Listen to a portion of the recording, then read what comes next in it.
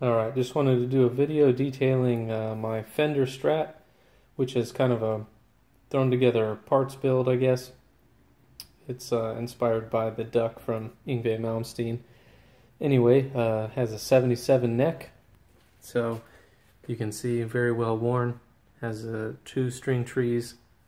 Still kept the plastic nut because I don't really think brass nuts do anything at all other than last longer than the plastic nuts. Has the correct logos. Has the Fender vintage tuners that are original to the neck, at least to the best of my knowledge. You can see it's very well worn, been played quite a bit, but it still plays amazing, so I have no complaints. I actually really like the patina and the wear that this guitar has. So the neck, when I got it, was scalloped, relatively poor scallop. I'm by no means a professional, but I cleaned it up, made it a little bit deeper and more even. Still not perfect, but you're not ever touching the fretboard now. As you can see, some of the scallops were a little bit too deep and they go down to the side marker. But that's what you got to do sometimes to make them even. You can see how deep they are, which is what I prefer versus the shallow scallops. So as far as I know, it still has the original frets, which are kind of a medium-sized fret. They're not super tiny, but they're nowhere near the jumbos like Yngwie uses. 1979 body that, at least from the picture that I can see right now, looks pretty good. It actually has quite a bit of damage, though. I shouldn't say damage. It has lots of nicks and dings and discoloration and play wear and stuff like that. You can see some of the paint fading, lots of little tiny chips and stuff like that all over. But overall, in very playable condition. Has a great tone. Has a vintage smell to it, which I don't know, well, I'm sure somebody can emulate it, but it's just one of those things. When you smell a vintage guitar, it's something all to its own. So on this one, since it was going to be like the Duck, and Yngwie insists you have to have the Seymour Duncan YJM Furies, otherwise you got the wrong ones, so I made sure to get the right ones. The volume pod is super speedy, which is kind of nice. I think he uses 3-way switches, which is why I was surprised when I got this that it was a 5-way. The tones actually, this one has a ton of resistance. Actually, both of them do. Lots of resistance on both. On my 2014 model, it has a notch on the tone that bypasses it. I don't know if this bypasses and just doesn't have the notch, or if it just doesn't have that bypassing feature at all.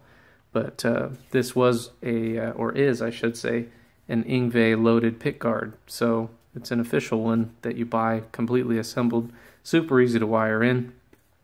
I wound up picking up a 62 reissue bridge from Guitar Center for a great price. I was gonna source out a 70s part, but you know, people want way too much for them, and I don't think it would add any value to this guitar since it's kind of a parts build anyway. Got an American jack and a Fender jack plate. I put this sticker on there because it was routed out for a Kahler tremolo, probably in the 80s when everybody was thinking those were the things to do. But I was going to fill it in and try to match the paint and all that stuff, but I had this sticker that just so happened to be exactly the right size, so I just threw it on there and called it good. And it still sounds good, so I have no complaints. Now we'll look at the back. So you can see it has the nice famed steel block, nice big block. You know, I don't know if it really adds any tone or anything to it, but that's what everybody says, so that's what you got to get. You can see the nice discoloration from, you know, and even this isn't the color that it was originally. That's the faded version that was under the plate cover there, or the trim cover rather. And you can see it's faded out to a nice yellowy color, which I really like. I really like this patina.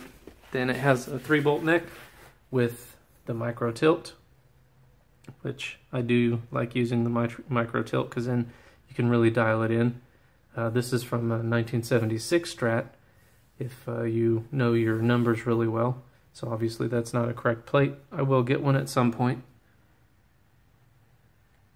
And this is not a stain, this is just, well, it might be a stain, but it's worn through the lacquer.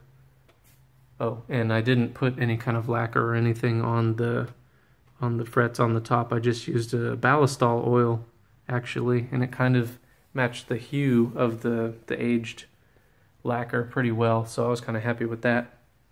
And you can see, I'll get a good view of the wonderful 70s neck joint that people like talking about. So look at that ledge.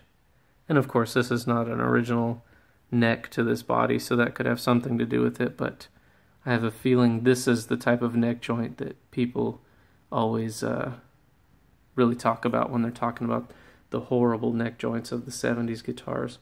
And funny enough, it doesn't even bother me. I don't even notice it when I'm playing. Visually, it's not pleasing, but I don't care. It doesn't affect the playability at all, so that's fine by me. I think that about wraps it up for this one.